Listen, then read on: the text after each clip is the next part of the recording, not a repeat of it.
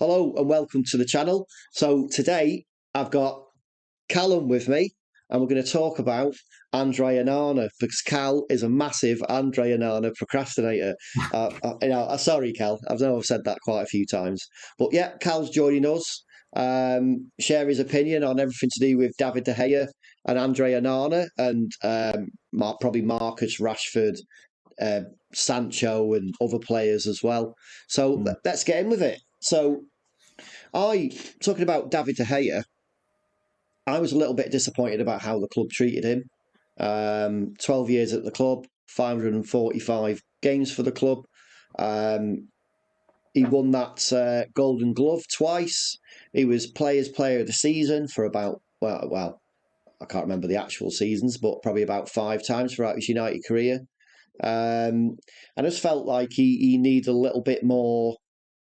If United still did testimonials, which I think now we're a thing of the past. And what do you think? Do you think testimonials are a thing of the past, Cal? No, not really. I think, to be honest with you, they still happen. I'm surprised. Well, not surprised that he didn't get one, but he should have got one, really.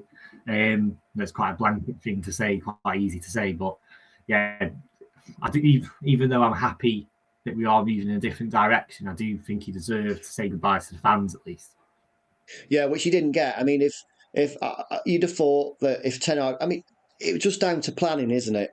I mean, ultimately, Ten Hag, obviously, at the last game of the last season, obviously, which was at Old Trafford. We're not talking about the FA Cup final, but the last game of the Premier League season was at Old Trafford.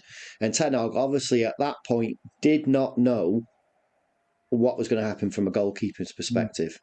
Now, since we've been planning for this video, I know we had our trial run yesterday, but I've learnt since that David De Gea probably knew a few months ago that Ten Hag wanted him as his number 2. He probably was told that you wouldn't be our number one. You wouldn't be United's number 1 next season. I'm not sure about that. There were reports coming out that Ten Hag made it clear that he's not guaranteed to always be first choice keeper, and he was going to try and bring in a good, promising backup. That seems like always going to be the plan in transfer. But that's pretty obvious in football. You can't always be the first choice player in your position, can you? You can't always. You won't always be. For goalkeepers, it's different, though, isn't it? Well, yes, it usually is. Usually more long-termism, isn't it, from a you never goalkeeping really position? See a goalkeeper being challenged often. The goalkeeper, normally you expect them to know they're number 1. They're normally number 1 for a long time, unless they're just poor. But yeah, I mean, yeah. But getting back to what my opening premise was going to be, my opening premise was always going to be that United mistreated De Gea, that I thought that he was scapegoated a little bit, and that really his deficiencies, some of them were down to the amount of pressure he was put under by the players who played in front of him. Now, I kind of. Do you think that was my previous premise, and I'm actually not convinced of that anymore? Having done a bit of research, watched more about what De Gea actually did. Although occurrences, you can go back to the game against Sevilla where the Harry Maguire own goal, how short he came to De Gea, and how much pressure they basically Sevilla squeezed that space right around Maguire. And I thought to myself, I remember that happening, and I remember thinking to myself, kick it long, look at the situation, don't think about how much pressure you're being put under to play to feet, to improve your distribution. In situations like that, his only choice was to kick it long, I think. Or kick it out wide. If in doubt, kick it out, that old kind of terminology back from the day. And I think instead, in his head, in David De Gea's head, he was under that much pressure, thinking that I have to play it a certain way. He played it to Harry Maguire, and it's like that option had already gone. And I think the situation, whatever was going on behind the scenes at United at the time, David De Gea was obviously feeling the pressure. You could see it in his performances. But as I've mentioned, you could also see it in the fact that at times our defensive line didn't, when De Gea received the ball, didn't create space for him to give him the options to play that ball quickly. I understand, though, that from an Onana perspective, that's only one tiny little aspect of what Ten Hag will want him to do, which we'll touch upon in a minute. By the way, I mean, if you're watching a video and you disagree or you've got any opinions about anything that's being said, please let us know in the comments below, and we'll get back to you. So let's talk less about David De Gea and more about Andre Onana, Well, because before we Andre do Onana. that, Go on. before we No, do go that, I on. think I need to give some thoughts on the here, because obviously you said a lot there. There's bits that we probably need to unpack. Okay. So with De Gea, first of all, obviously I wouldn't call him a legend. Loads of people will call him a legend, and you get loads of people that say he is, should have gone ages ago and he's awful. Somewhere it's close. It's closer to the legend mark, I'd say, because he's still won the Premier League with us. He's won trophies with us. Been with us for a long time, broke records, and he's won, Player of the Year multiple times. Yeah. 2 Golden Gloves. So, there is respect that needs to be given to him. I do think at the minute there's a lack of it, but ultimately he had his best years when we were having our worst years, in my opinion. He was his best under Van Gaal, best under Mourinho, and ultimately since we've had Solskjaer, he dipped a bit, didn't he? Really under Solskjaer, there's all the stuff with Dean Henderson challenging him, Yes. and Dean Henderson just really didn't make the mark. David fought back, but then the questions were already there, coming up, started to come up from that point on De Gea a little bit, but nowhere near as much until this season just gone, Erik Ten Hag's first season, in which the start of it just clearly outlined what De Gea offers and what he doesn't offer. And I feel like, you watch other teams like Liverpool, let's say, Manchester City, not that we have the quality of them off the pitch, but the options that they have in terms of what the goalkeeper allows their teams to do. Ultimately, that David is a great shot stopper, great reactionary saver, quick, but that's all, and that's all he has, unfortunately. And obviously, that's the main thing you'd expect to want from a goalkeeper, right? But Exactly. But on the flip side, not that the game's changed. I think we've had sweeper keepers a long time ago, but the type of goalkeeper that we want, they're more than just sweepers. And David De Gea really, he never came off his line, never really came out for crosses, was terrible. I have to admit, that the not coming out for crosses or he being terrible in commanding his box was, I think, had always been a problem of his. Yeah, he was criticised for it when he joined.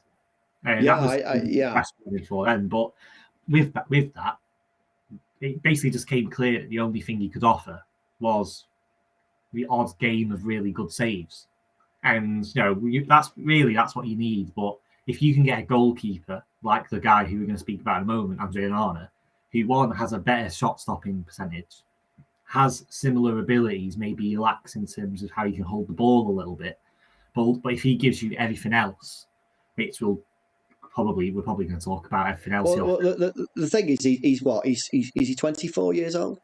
No, he's in his late 20s. I'll double check. Is I think he is 27, 28. Let's have a look. I just want to confirm that, actually. Yeah, I thought he was a little younger. Sorry? Yeah, he's 27. He's 27. Yeah. Right, so he's got 5 years on De Gea. So he's got. I mean, obviously he's played under Ten Hag before. He played under Ten Hag at Ajax. Yeah. And for whatever reason, and I never understood this. Why did he leave Ajax on a free? Did he run his contract down and go to Inter on a free? There was an issue with a drugs test. Right. And he had like a suspension for a while. I'm not sure that too much of the background on that, actually. Yeah. Was it because he missed the drug test, a bit like Rio Ferdinand did back in the day? No, he turned positive in a doping test at the end of 22, and he accidentally took a pill which was meant for his wife that he thought was aspirin. And he failed it and got a ban because of that. Yeah, and then ran his So contract down. Fell out with the club a little bit. Right. Was that under Erik Ten Hag or after? Yeah. I mean, obviously under Erik Ten Hag would have been, wouldn't it, actually? Yeah, definitely. So, but, go on. I was going to say, but obviously at start of the call, he called me a Andre Onana procrastinator. Yeah, well, that's been the joke, wasn't it? Yeah, but I'm probably a procrastinator on other things, but not on Andre Onana. but yeah, with Andre Onana, I just think it's easy for people to say, "Oh, I've known about this player for ages," and I can want him, but I don't know. But why should for all those who are watching, why should they be excited about Andre Onana coming to our club? In one word, transformation. But let's explore that then. Let's say, okay, transformation. What's that mean? What's that mean for Manchester United? Right, so we're gonna. Well, I'll explain why. But my summary is, and my belief is, we're gonna look like a completely different side in terms just from signing one player. Goalkeeper. Personally, I think our two priorities this summer should have been an Andre Onana and a good striker. My opinion. But talking about why, because Andre Onana, not even just off the City Champions League final, but other games, just his profile in general. What if we look at our team as an 11, let's say? Right. So you've got Martinez. Ideally, you've got Martinez, Varane. You've got an in-form, confident Dalot on the right. Then you've got Luke Shaw on the left, Casemiro, Mount. So are you preferring Dalot to Wan-Bissaka there? Is that your preference? No, I'm basing it off that if Dalot plays at his best, I think that's just who Ten Hag's going to pick. Right. But I'd never want to see us let go of Wan-Bissaka. He's so good defensively, but I think Dalot and Wan-Bissaka have pushed each other on so much. We're yet to see whether Wan-Bissaka's increasing form last season leads into a Dalot reaction. We're yet to see that. Yeah, but let's not diverge a bit. We're talking about Andre Onana. Imagine the team. So let's assume we sign Højlund. So we've got Højlund, Rashford, Anthony, Bruno, Mount, Casemiro, Luke Shaw, Martinez, Varane, Dalot, Onana. Let's just say that's going to be our team. Right. There's only 3 players that have changed there. But how I think will change is United deployed one of the deepest defensive lines in the Premier League this season just gone. And that's largely because of the fact that De Gea will stay so much to his line that there needs to be some phase of play being built from the back. So Ten Hag's had to basically squeeze down. And that's meant that when we play teams like West Ham, Brighton, Villa, teams like that, or even obviously the good teams like City, Liverpool, etc. Then they have so much space to run at. And if you watch Onana, he's a madman. So instead of he won't even stay in his box. He's going to be pretty much just right behind Casemiro and Martinez, sort of playing as like a pivot in our middle third, let's say. And so are you saying? So just let me interject a little bit. So are you saying that because of, let's imagine, right? We go back to last season. De Gea's on the edge of the in the 6-yard box. Ball comes, let's say opposition picks up the ball, comes into United, just about approaching the United half, and they've got so much space to run at Casemiro. Yeah.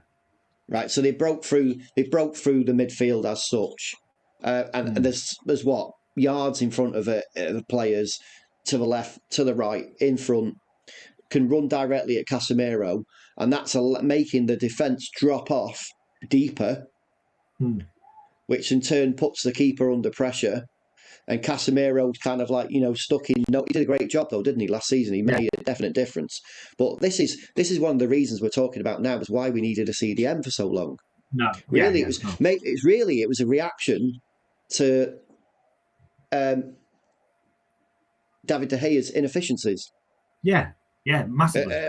Of not pressing up. So I mean, once you clear your brain of the fact that, he's been a great servant, David De Gea, that he's been a great servant at the club for so many years, and you get past the emotion and you just look at the facts.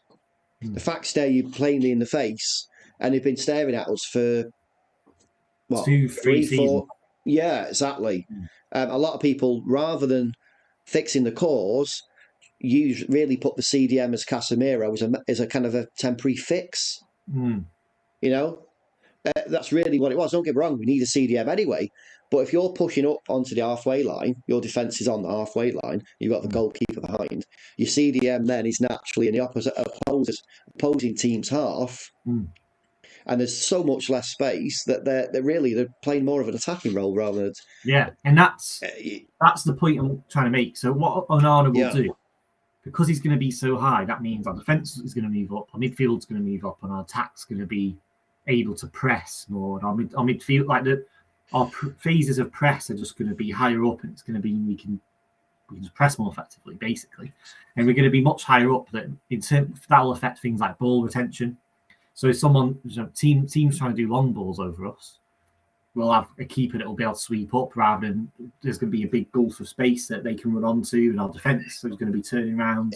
We're going to be higher up on the pitch as well, so that's going to mean obviously we're going to keep the ball more. We'll probably have more shots, more chances to make, more goals. I would hope that we score things like that, and that's purely down to the goalkeeper and the difference of how we play. So let's imagine teams like City and Brighton come up against them, they're teams that can beat a high press. And can. I mean, you know where I'm going with that, don't you? Because City can switch their mode of play, how they play based on the opposing teams. You know, that moment in a game, so they can turn to a counter-attacking side, a high pressing side. Go on, you. So I was just going to look for the quote, but Pep Guardiola, before the Champions League final, said this. He said, basically, he was saying that I couldn't find the thing, but basically, Pep Guardiola was saying that Andre Onana was not complimenting him, basically saying he's a masterful goalkeeper. But he then said that they don't know how to set up against him just because of how unpredictable he is and how good he is at sort of beating a press. And if you watch the Champions League final, really, City obviously they got a goal and that's how they won it, but they didn't get much joy. It was the worst I've seen them for sort of in 2023 after they sort of put their form up, and probably the worst I've seen them all last season. And really, that goal sort of come out of nowhere, and Onana was starting off loads of inter-attacks. And City, when Onana had the ball, he was coming out of his box and sort of just slowly moving the ball up. And the Man City's sort of pressing line didn't even know where to go just because of the decisions that Inter's defence could make, how the midfield was moving. And literally, they looked lost. And Onana just sort of, he was enjoying the ball. Like, City didn't know what to do for a good 60 minutes in that game. And I genuinely thought for a good maybe half of the game, a bit longer, I had this weird, obviously, hope as a United fan, but I had this weird sense of belief that they were probably going to win it because of it. But obviously, they just didn't have the quality up front. Lukaku missed a sitter. And obviously, City's defence is better than Inter's. So that's I remember seeing the goal. But talking from we don't want to go bore people with too much of the tactical side of how Onana will fit into the game. I mean, but there are it's important. It is important. Obviously, we'll play a certain way that way Ten Hag wants to play, and he obviously then has to have the confidence of the players in front of Onana, let's say, which is obviously one of those reasons he's brought Mason Mount in. Because obviously, I'm assuming, has he brought Mason Mount in then to be a direct replacement for Christian Eriksen, or is it more of an idea that he can then, based on his tactics or how a game is running, let's say, switch one for the other? I think there's 3 uses, potentially 4 uses for Mount. The primary one that I believe is going to happen is leading back to Onana a little bit because of how more advanced we're going to be able to play up the pitch. We might lose the requirement to need to have 2 sort of pivot players. So Eriksen largely played as a 6, didn't he? Really, or an 8. Yeah, but he was good, but I didn't really see much of the 8 in him last year. but my point is that Casemiro might just be the sole pivot, and I expect the plan is that because we're going to be much higher up and we need more creativity, we need more links with Anthony on the right hand side. That we're probably going to see a 4-3-3 formation on the ball, where Bruno's probably going to be playing off on the left sort of 10 position, and Mount's going to be on the right 10, and Casemiro's going to be sort of our midfielder. Central pivot, yeah. The But link between the defence and the midfield, yeah. But what we'll see but because of the way we'll play with Onana, now we'll go back to Mount in a second as well, but the impact that all of that's going to have is that Delo or Wan-Bissaka, Luke Shaw and Malacia will be able to invert. So then you've got your back sort of two of Martinez, Varane, ideally. You've got Casemiro just slightly ahead of them, and then you'll have Luke Shaw or Wan-Bissaka or Dalot, or both sides, sort of inverted in and sort of creating a bit of a tighter block in the middle. And then you'd sort of expect, when there's a moment of transition, or a ball coming over us, Onana will sweep, and then you'll have Mount, Bruno, and most likely Anthony sort of running back for the ball and trying to win the ball back straight away. And obviously there could be times where it's seen that. But back to Mount though, that's where I believe his main use will be against teams where we're just genuinely trying to win. But I just wanted to say, I mean, if you're watching this video, and again, if you feel like anything, I mean, it's all opinion. It's all opinion. The season hasn't started yet. We don't know what difference Onana is going to make to the side. We don't know where Mason Mount or how Erik Ten Hag will use Mason Mount as of yet. I don't know whether the game against Leeds yesterday was any indication. But I mean, Mount, what did he play about 15 minutes yesterday? And he looked a little tired, didn't he? Was it a bit longer? Sorry, played off. Okay, yeah, sorry. Yeah. But he looked a bit tired at the end of it, and that's all put down to just fitness levels, isn't it, at this point of pre-season? But I'm not sure how much of it you actually watched, but I'd say for a good half an hour, he was almost proactive. No, I'm not saying I'm not saying anything. I'm just saying, I mean, he looked tired a little bit towards the end, which is fair enough. But he looks like he's probably tired because he did the most running and probably played the most really out of anyone. He wasn't right. Although he wasn't one of the players who got a lot of praise, was he? Which is kind of maybe people just expected more already. Yeah. And it was the talk was about the young players, wasn't it? Like Mainu and all that players were just talking more about him. He seems to be. Is he a bit of a hopeful, isn't he? A lot of fans hope that he can become and have a bit of aggression, like Ahmad, isn't it as well? Oh yeah. Yeah, I mean, there's a lot of hype around Ahmad and how well he did at Sunderland last season, but there's still that talk about can he be a player that challenges Anthony on the right wing? Will he be Ten Hag's number 2 on the right, or will that be Sancho? Because Sancho's this player who doesn't really have a position. I mean, he has a position that we think he can play, but he hasn't performed in it. Yeah. Sorry. A lot of people are saying that this is his last season. This will be his 3rd season. It's the season he needs to shine. I think the problem is, I mean, if he doesn't hit the ground running at the start of the season, he's never going to become a first choice for any of those positions on the right or the left. I mean, the left's harder for him because you've got Garnacho and you've got Rashford.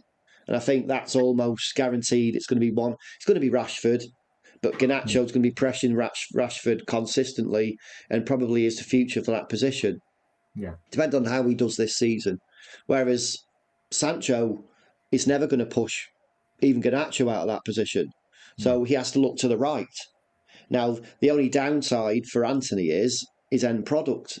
Last season, his very first season, wasn't the greatest. So I think personally his game will change completely when he learns to beat people on the outside and get round, rather than having to constantly, bomb it up the pitch, suddenly stop dead and cut inside constantly because we never had anyone on that sort of right. No. Before. That space that Anthony can turn into, there's never any support for him. And I think that's what Mount. No. Do you mean the overlap, like the old David Beckham, Gary Neville overlap? No, if it was high up the pitch, you'd get somebody that come come I inside, don't but think then into the corner flag where you knew someone was going to be they're to not going like to be kind of whip. overlapping. No, No, I didn't think I wasn't saying that, but I'm saying that's when he doesn't have anyone supporting him there. But he is no. a bit. He has been a bit of a one-trick pony as well, though, hasn't he? As in the sense where I don't you think he's had enough support, but also I don't. I also do again. worry that. But But that could be another one of these reasons. You were talking about the Mason Mount, hmm. how he could be played as a right-sided 10, did you say? Yeah, And be there to support Anthony. But talking about Jadon Sancho again, so Jadon Sancho he has to find a way. I mean, if he doesn't hit the ground I running think early he's got. season, he'll never be first choice for any of those positions. And I just don't see how he can. I think, needs to find a bit of tenacity, a bit of in his play. He looks very relaxed and almost lazy when he plays, doesn't he? Like he If you doesn't watched him care. against Leeds, if you watched him against Leeds yesterday, But he playing looked as like number one of the, 9, wasn't he? he He was looked like playing one as of a the, striker. Yeah, yeah, I yeah. know. Um, Honestly, I just want him to get sold. I'm fed up with him uh, now. what do you? Well, I mean, talking to the viewers, well, what do you think about Jadon Sancho? So should Erik Ten Hag sell him? Should we give him another season, this coming season, see what he does? I mean, ultimately, United are never going to recoup the money that they pay for him. I think it was £73 million they spent, and from there, I think it's a loss. They're going to make a loss on him, and obviously United don't look like they can sell anyone at the moment. I mean, Mm. there was fresh rumours yesterday about Fred and Fulham. I don't want Um, to see him go. Like sorry, I'm happy to keep Fred. are you? Yeah, more McTominay I want us to get rid of. Like I say, I'm on the fence about Fred. I mean, at the end of the day, he has his uses. Yeah. McTominay, yeah, he doesn't really do it for me. I don't know what he's good at. You know, He's good for Scotland. yeah, he's good for Scotland. He can score for Scotland. He can be Scotland's striker, can't I he? think, to be honest, being fair to him, I do think he's a good player, but just not good enough to ever do anything serious with Man United. I think No, his level is like maybe a Palace, a West Ham, a not a Brighton. Just a club that will end between 9th and 14th in the Premier League each year. That's for Newcastle United. No, it's not. You Newcastle United are going to, once they get past FFP, they're going to be, going to be a bit of a force, aren't they? But FFP, in a way, restrains that, doesn't it? that's what's I frustrating mean, us this window. yeah, I know. I mean, Todd Bowley at Chelsea last season obviously saw which way the wind was blowing, Hmm. spent all that money, didn't benefit them in the long run. But, you know, but he did it. I mean, where was FFP for Chelsea? I don't understand how you could spend 300, was it 300 million? No, but they spent like $500 million. Was it? Right, Yeah. so it's £500 million. Where's FFP there? Well, they Is it because amortise they'd had that transfer ban for about 2 seasons, wasn't it? no, they amortise a lot of their contracts. So, for example, Yeah, the pushed them into paying, a long. yeah, Yeah, over a long time they were signing like 7-year contracts. yeah, that's But it. Yeah, yeah, now Koulibaly's gone. Who they signed? Who else have they signed that's gone? Yeah, anyway, they're selling a lot of players, and hence why we've got Mount, who they've sold because he's pure profit. But yeah, I don't know. I don't know really what else to say about that in particular. okay, so let's move on. Let's talk about goals. Let's talk about goals. So obviously last season we relied heavily on Marcus Rashford, and you've Mm. got to admit we can't see him. You can't see him having another 30 goal season, Mm. which is why I was really surprised that we've gone down the goalkeeper route because I thought we Ten Hag would get rid of David De Gea, but that would be say next summer, because obviously all the talk was based on the facts of last season that a proven goal scoring, so much proven Premier League, but a proven goal scorer would be priority this summer. Mm. And for whatever reason, Ten Hag's moved much sooner in the goalkeeping department. I mean, I we think know why from a playing point of view, yeah. but unless there's something we don't know about what's going on with the squad at the moment. I mean, there is a little bit of rumours that Ten Hag wants Mason Mount back, but how true that is. What? There's some rumours flying around that Ten Hag wants Mason Mount back. Ten Hag wants Mason Mount back. Mason Mount back, yeah. What? But it is a rumour. Wants him back in the squad. Mason Mount's just signed for. Not Mason Mount. Sorry. Yeah, sorry. I was trying to probe you on that. Yeah, Mason Greenwood. Oh, yeah. Wants Mason Greenwood back. And obviously, there's also talk that he's going to go out on loan to Atalanta. Was a bit of a mate weight. Yeah, a bit of a mate weight for the Højlund deal. Yeah. So, but obviously, there also is this talk that in an ideal world, Ten Hag would have Greenwood back. I can't see that happening. So where the goals going to come from? Because Rasmus Højlund, all will in the world, a fee hasn't been agreed yet, but it looks like Atalanta would, fee-wise, we're looking at around about 80 million euro, which is absolutely ridiculous. I don't think we'll end up paying that. I think United are more trying to pay around 43 to 45, something like that. Which is, but even that, what United may be willing to pay, is way expensive for a striker who scored was it 16 goals last season, made 20 full starts for Atalanta, but does look like an exciting player, but ultimately his goal scoring has a lot to be improved because his finishing is something like 16.7%. He scored 10 goals in 34 games across all competitions this season just gone. Right. Yeah, exactly. I mean, spending 45 million euros on that player, he could never lead the line for United. I mean, there might be people, if you're watching a video, you might disagree. Do you feel like Højlund could lead the line for United next season? Or do you think it's just too early? Will he be a good signing? But we need that second striker. I think you can rule out a Harry Kane just because of how awkward it will be to squeeze him out of Tottenham. But what you got to think of, where's the money coming from for a second striker? Let's say a Randall Moani. He's in Germany scored I can't remember exactly. I think it's basically works him out. He's a goal every 2 game player. What do you think, Callum? I'll be honest, I don't know much about that Moani. I've seen clips of him, and also his stats don't look great. No. So he's a 1 in 2. He's what Wout Weghorst was supposed to be, a 1 in 2. I don't think Wout Weghorst was that was the talk, wasn't it? Even the talk was in the Turkish league. Yeah, exactly. Yeah, he was a 2 in 30. I don't think he scored a Premier League goal, did he? No. Yeah, 2 in 30, 1 goal in 15 games. That's prolific. Ridiculous. Absolutely ridiculous. Yeah. Should be getting signed for 200 mil from something around Madrid. Exactly.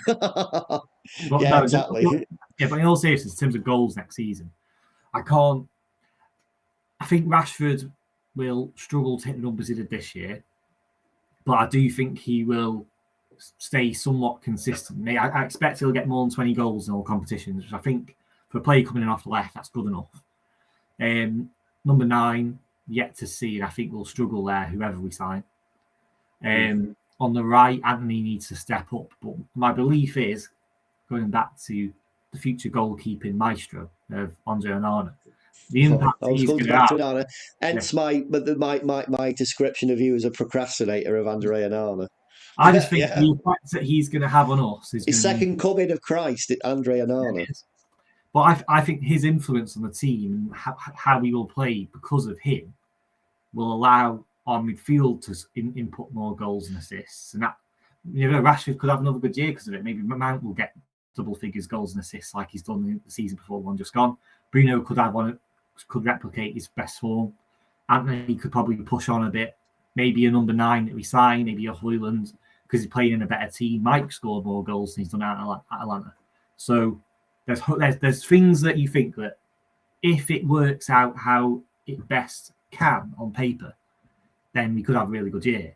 But obviously, in United and just knowing football in general, it's hard to really, put your hat on something. But if I'm going to put my hat somewhere, I'm going to say we're going to score more goals as a team. And that will be good enough to allow us to Is this assuming we get Højlund? miss that. What about we don't get Højlund? Let's say we don't get a striker. Where are the goals coming from? Because I don't know if you agree with me or not. I just don't see Marcus Rashford being a 30-goal a season player. I think last season was probably a bit of a one-off. Yeah. I mean, previous seasons he's 17, hasn't it? He scored. I think he got early 20s one season as well. Whereas just the Premier League alone, I mean, last season he scored 17.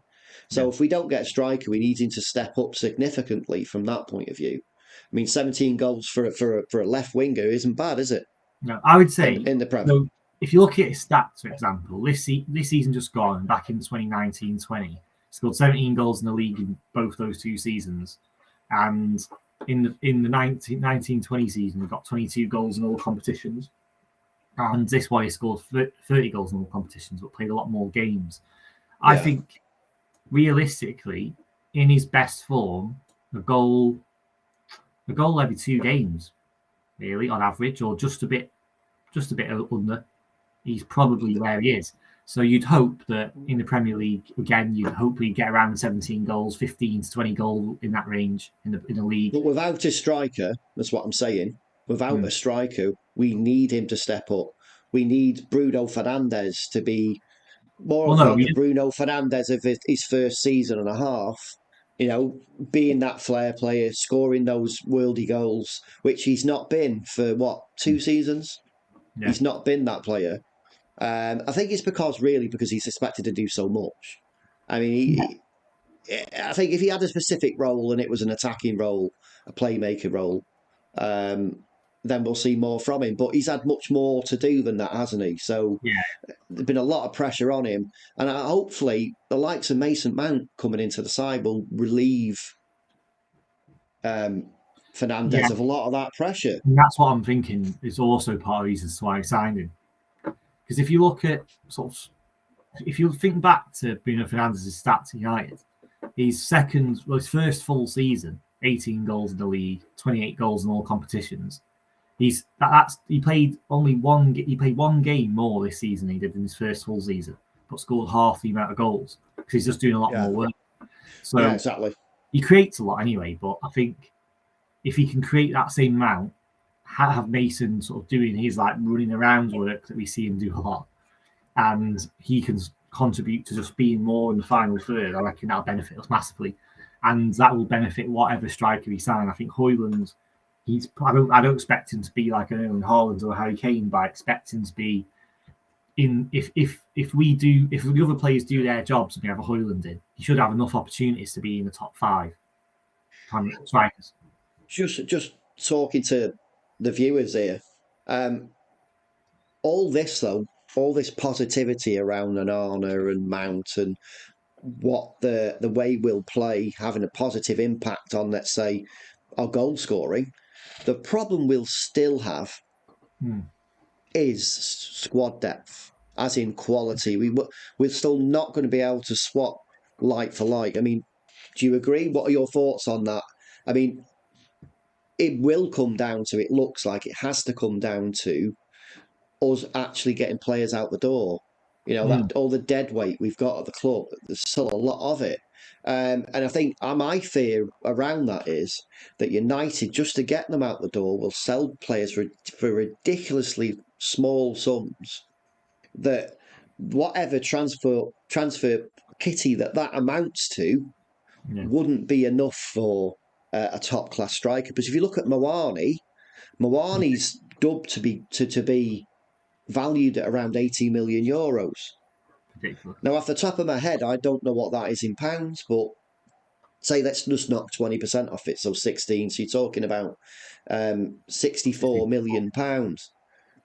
So that's a lot of money.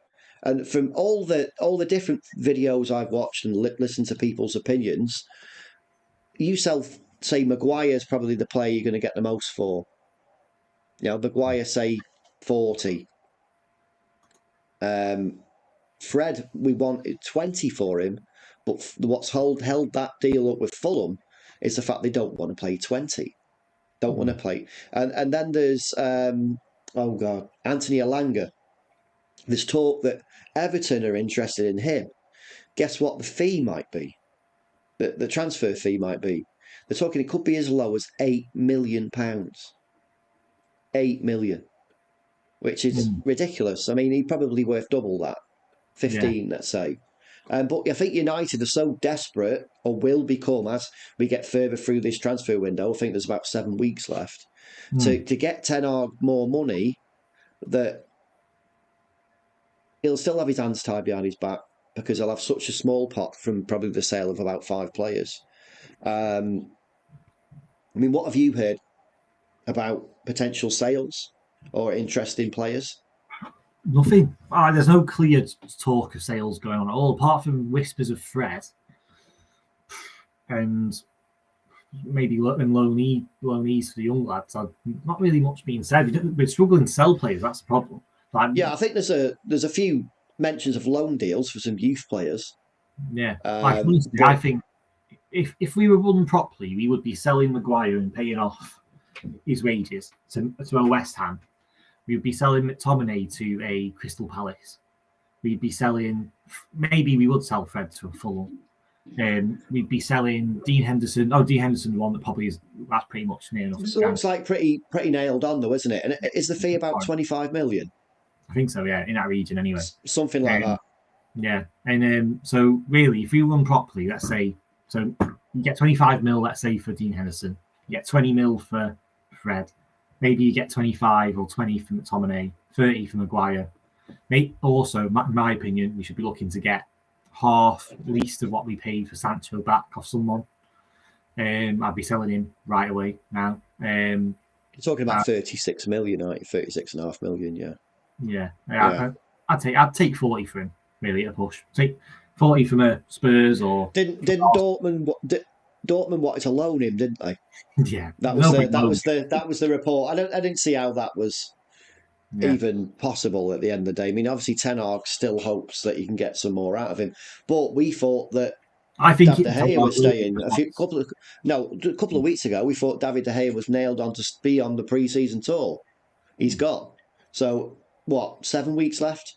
Better part of 7 weeks left of this. Anything can happen. See, I think Ten Hag just wants as many options as he can. Because last year, like if you saw him speak yesterday after the Leeds game, he said that last year we never had a fit first 11. So that's probably his priority as to why we're not going to sell many players. I think he just wants as much availability as he can. Right. Yeah. So obviously we'll have to watch this space. What's the next game is against? It's in Scotland, isn't it? Yeah, in Edinburgh. Yeah. Yeah. So that is on what? Is that the 18th? No, it's on next Wednesday, so 19th. The 19th, and the following day, the squad flies out to the United States, doesn't it? Yeah. And I know that depending, obviously, during the recording of this video, United may have announced that it's, here we go. It's time, they're going to sign him. But I do know that Ten Hag wants him on that plane when the squad fly out to United States. Yeah. Onana wants him then. So just final. Sorry, go on.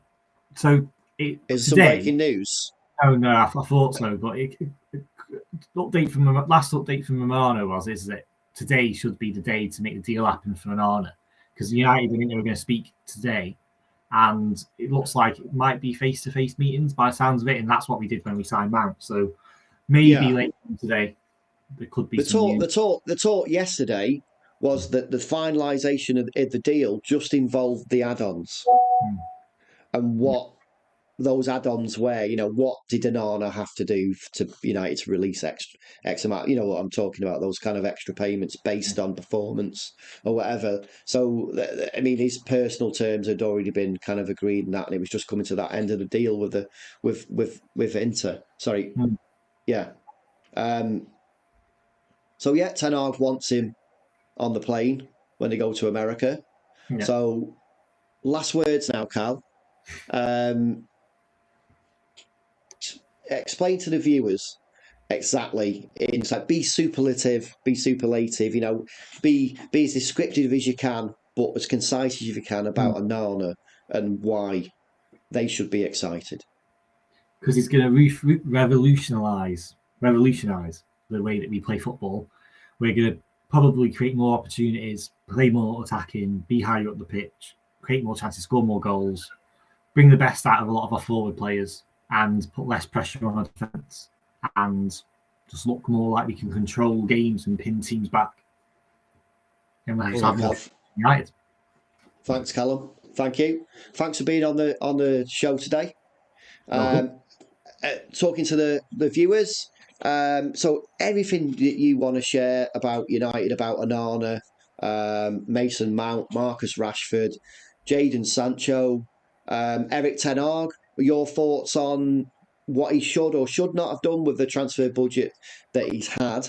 Let us know in the comments below. So thanks for watching. Please smash a like, and if you don't subscribe, please subscribe.